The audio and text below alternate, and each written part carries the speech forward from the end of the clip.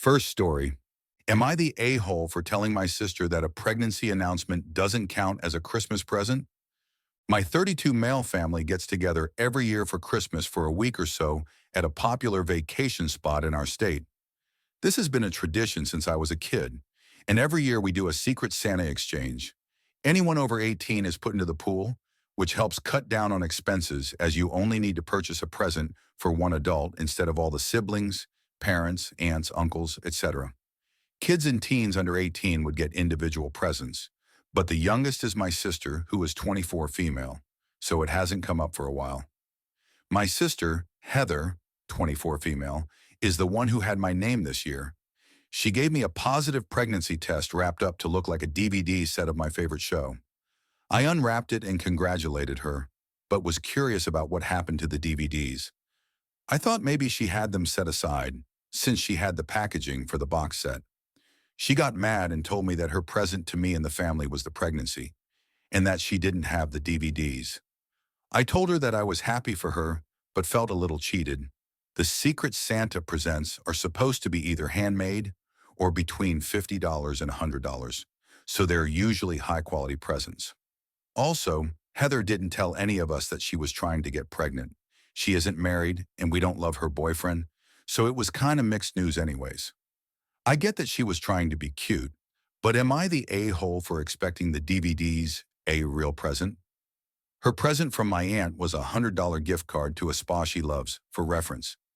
My parents think I should just be happy there will be a niece or nephew, but it still doesn't seem fair, and I just don't think a niece or nephew in 6 months counts as a Secret Santa present. Comment A. Not the a-hole. A gift like that is really only acceptable to her significant other. You deserved a real gift, right? I had to do a double take. This is weird to do for anyone but for an older brother. Ick. Comment B. Your gift is a stick she peed on? Ew. Not the a-hole. Positive or negative, I'd be asking how anyone else in the family would feel to receive something that was peed on. Not the a-hole. Comment C. Congratulations. You won free babysitting duties for the next 14 to 16 years. As part of this exciting gift, you get to help feed the baby, change the baby, take care of the baby when she needs to go to the spa. You get to spend time and money because your sister decided that protection was for suckers. And well, the gift might actually be handmade if she got her boyfriend to jizz in a turkey baster. Not the a-hole. Your sis is an idiot. This genuinely made me laugh out loud. Yeah, I see lots of babysitting in my future. Her boyfriend is a piece of crap, and they've broken up and gotten back together like 3 times in the last few years. Take a picture of some cute baby clothes and give it to her. For her birthday, if her birthday is before the birth, or give it at a baby shower. If she looks confused, tell her you thought you were doing the not gift since you didn't get the DVDs. Just a case. I'd go outside, find a random stick, any size, pee on it, put it in a DVD case and give her that. That's literally what she gave him, so it's acceptable, right? Comment D. Not the a-hole. Personally, I would have been pissed. Like, I get that she's excited about it, but her pregnancy is most certainly not a gift to you. Even the DVDs would be a stupid present if the limit is $50 or $100. She cheaped out, and you have every right to be upset. It's unfair to set expectations for a meaningful gift and then just throw out a life update. It's not the same, and your feelings are valid. Exactly. A gift is supposed to be thoughtful and considerate of the recipient, not a way to make everything about the giver. Her pregnancy announcement, while exciting for her, isn't a meaningful or appropriate gift for you. And if there's a set price limit, it's even more frustrating that she didn't put in the effort to meet it with something you'd actually appreciate. Now, depending on how many sticks she peed on, she could have easily spent $50 or $100 on all the tests. Totally counts, right? Just in case it wasn't obvious. I'd be pretty pissed, no pun intended, and feel cheated too if my Christmas gift was a effing urine sample. Comment E. Not the a-hole. Your sister is out of line and owes you a present. If she hasn't corrected it by her birthday, get her a DVD box of her favorite TV show and put in a baby grow that has the picture of your face on it. Maybe be super petty and include a small vial of apple juice. And when she questions it, just say, "Yeah, I thought it was a bit weird. Give me a pea-soaked stick too." If she still doesn't correct it from now on, she no longer exists as an independent identity from her baby. Birthday, just get her stuff for her kids. It'll infuriate her. But what I don't see the problem, she made my present all about the baby. I'm following her lead and making all presents about the baby. Next story. Am I the a-hole for snapping at a hotel receptionist after being given the wrong room 3 times? I was on a trip recently and booked a room at a fairly nice hotel. I specifically paid extra for a room with a king bed and a city view because it was supposed to be a relaxing getaway. When I checked in, they gave me a room with 2 twin beds and a view of the parking lot. I went back to the front desk, politely explained the issue, and they apologized, saying there was a mix-up. They gave me another room key, but when I got to that room, it still wasn't right. This time it was a queen bed with no view at all. I was annoyed but kept my cool and went back to the desk again. They apologized again and assured me the next room would be correct. Spoiler, it wasn't. The third room wasn't even clean yet. There were towels on the floor and an unmade bed. At that point, I was exhausted and frustrated. I went back to the front desk and snapped at the receptionist. I didn't yell or swear, but I raised my voice and told them it was ridiculous that I couldn't get the room I paid for after 3 tries. The receptionist looked flustered and said they were doing their best, but I wasn't really in the mood to hear it. They eventually upgraded me to a suite, but when I told a friend about the situation, they said I overreacted and that it wasn't the receptionist's fault because they don't control room assignments. I feel like I was justified in being upset, but now I'm wondering if I crossed a line. Am I the a-hole? Comment A. As a former hotel receptionist, they're literally the only ones who control the room assignments. You have every right to be upset. 3 times is absurd, right? They're the ones who mess up, and instead of owning it, they act like they're doing OP a favor by giving them a suite. They fumbled 3 times and tried to brush it off like it was no big deal. If I were OP, I'd be furious too. Either the room wasn't clean yet, or they were overbooked on that room type and were trying to pull a fast one. Comment B, once is an honest mistake, twice is incompetence. Thrice, man, they don't like you. A receptionist assigns rooms, that's part of their job, not the a-hole. OP was understandably frustrated after multiple mistakes, and it's part of their job to resolve issues like this. True, having to go back and forth multiple times after a long journey is frustrating and disruptive. Comment C, receptionists do assign rooms. They probably just overbooked that room type and figured you would either just accept the first room without complaining or give up after the 2-3 time and accept one of those. I get that hotels can be hectic, but if they're going to take my money for a specific room, they should ensure it's available. It's frustrating when expectations aren't met. They damn well better either refunding my money or upgrading my stay if they don't have what I paid for. Comment D, not the a-hole.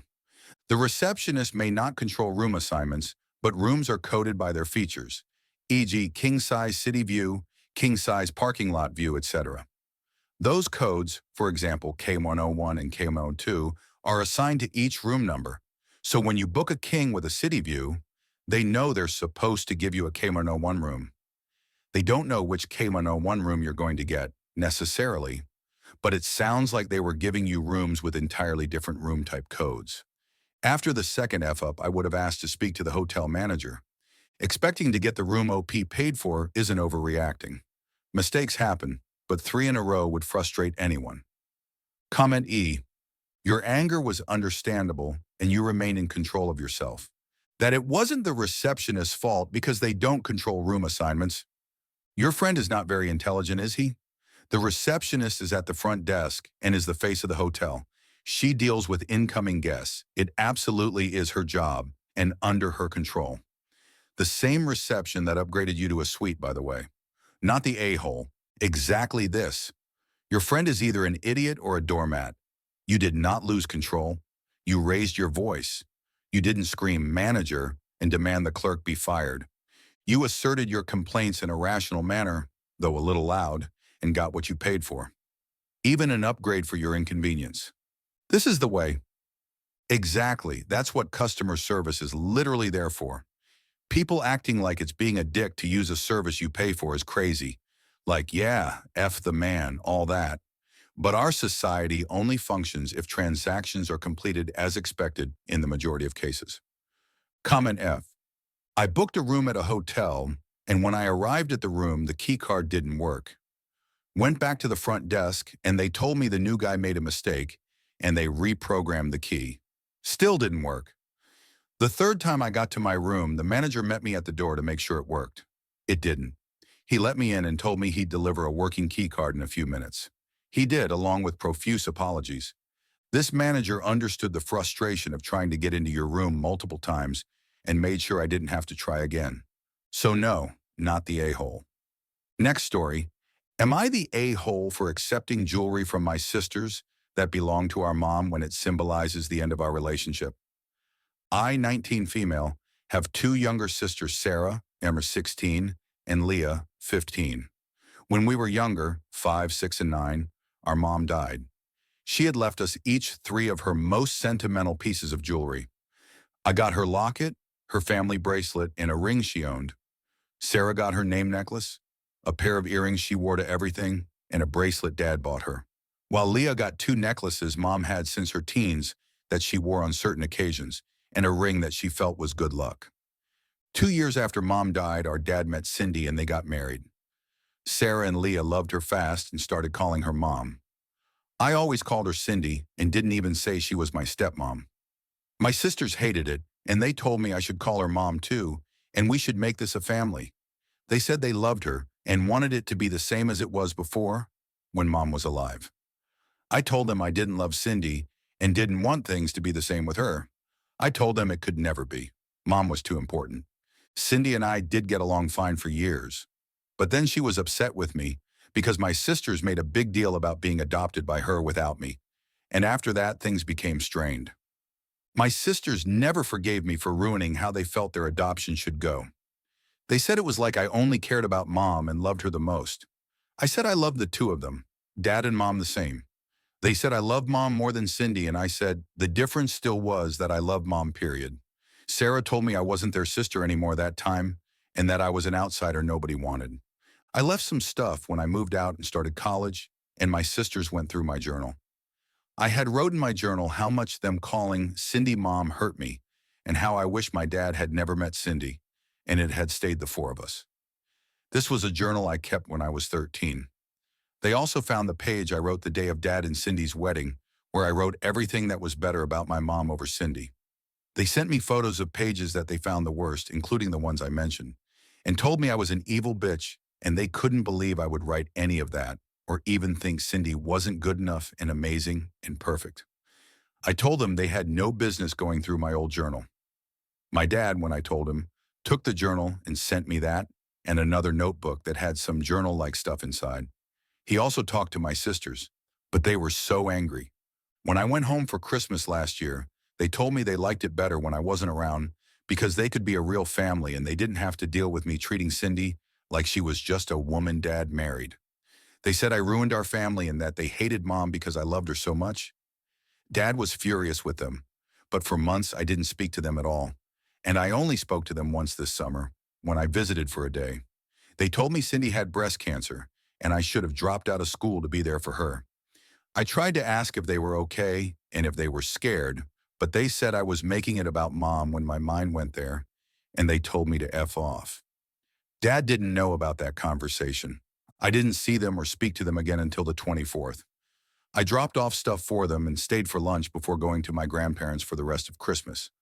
While I was there, my sisters brought the jewelry Mom wanted them to have, and they told me to take it. They said if I did, it showed I would never accept Cindy like everyone wanted, and I would be no longer their sister, and they wanted nothing to do with me. Dad was there and tried to talk it down. They said they'd wanted to throw it in the trash and make me suffer, but they wanted to see what I'd do. I knew they meant it all, so I took it and I left. Yes, and Dad told me he was going to get them more extensive therapy. They've already been going for years and try to fix this, but I don't think it can be done. They both text me now and say I'm the worst sister and daughter to Cindy, and how dare I do this, that I should have let the jewelry go in the trash. Am I the a-hole? Comment A, not the a-hole. Your sisters are being cruel and unreasonable. The jewelry is a connection to your mom, And it's not your fault they feel differently about Cindy. You didn't do anything wrong by taking it instead of letting them throw it away. They need to work through their issues, but you don't have to tolerate their behavior. My dad's really stressed about it. He's had them in therapy for years now, tried different therapists and types of therapy, but nothing has changed. He knows I don't visit much because I just don't want to deal with being around them. You know Cindy is likely encouraging this behavior, right? And the therapy is not working because she is undermining it. I bet you good money the whole jewelry give back stunt was orchestrated by Cindy and your father is just blind to it all. Comment B, not the a-hole. You can't be Cindy's worst daughter because she was never your mother. I think your dad understands this. Your sister's irrational hatred of your biological mother has to have been sparked by something. A truly compassionate stepmother would have told them that she respects that she can never replace your mother, and if it hurt her, she was the adult and responsible for managing her feelings. I don't think Cindy is even remotely the angel they think she is. You're right. The OP is not the a-hole. The sisters are being manipulative and cruel. Their behavior is unacceptable. Cindy is not the innocent victim they portray her to be. She should have handled the adoption situation better. The sister's hatred of the biological mother is disturbing. The OP shouldn't be forced to accept Cindy as a mother figure. The sister's actions are a way to control and punish the OP. The OP made the right decision by taking the jewelry. She shouldn't feel guilty for their actions. Comment C, not the a-hole. Your little sisters sound annoying, and you can't be forced to feel something you don't feel. Unless you did something really mean and uncivil that you aren't mentioning, I say not the a-hole. Nope. But they view my feelings as mean and cruel. They view me not being adopted as an act of hate against Cindy. Yeah, not the a-hole. You're good. Out of curiosity, what do your grandparents think of the whole situation? You mean mom's side? It's disappointing for them. They always wanted us to be close, but especially because my sisters don't care much for them. They feel like my grandparents should have encouraged me to accept Cindy more, and they feel like my grandparents weren't celebrating enough when Cindy adopted them. Comment D, it's time to tell your father that you need to go no contact for your own sanity, and that your sisters need extensive psychological help, and that whatever they are getting now is not nearly enough. Beyond that, change your telephone number. Don't let your mentally ill sisters harass you. And you also need to take that jewelry and put it in a safety deposit box so that they can't take it back one day and destroy it. It sucks, but your sisters are a lost cause. Time for you to accept that and move on with your life. Cindy is also a piece of shit for not putting a stop to what your sisters were doing, and I would be willing to bet she has encouraged this behavior. Comment E, not the a-hole. Has Cindy said anything to your sisters about this? Or has she been trying to force the narrative a bit too? If she is okay with you not accepting her as mom, but as a trusted parental figure, then maybe you, Cindy, and your father can sit down with a therapist to try and figure out a way to explain why your feelings are valid and why Cindy is okay with that. Then your father and Cindy need to sit down with your sisters and probably a therapist to make it crystal clear why you are not bad for feeling this way. Your dad and Cindy really dropped the ball hard when it came to nipping this shit in the bud early on and not validating the feelings of of you as a family unit. I think they also dropped the ball with the therapy. Your sister's anger and hatred toward you has only escalated. This has me wondering if that therapist is even doing anything to help your sisters, or if they are just validating the shit out of them and blaming you. Does your dad and Cindy even do follow-ups? Are they at all critical of your sister's therapy? Or is it just a problem they throw money at, hoping it resolves itself? As adults, they've failed the three of you, and this broken family is the mess they've created. Comment F, not the a-hole. I think that's all your dad's fault. He didn't let the girls properly going to grief. He got married less than 2 years later. These girls were effing kids. They got so scared of losing another mom that they lost themselves in the good daughter character. That's a real trauma here. Tell your dad that therapy is not enough. They are going to the psychiatrist in meds territory. I'm telling you, a therapist myself. They're making you the scapegoat to show the stepmom they're the perfect good daughter. You're the villain, so they can't be. Honestly, the adults are in fault for letting things get that bad. These girls may never have a health relationship with themselves because of that.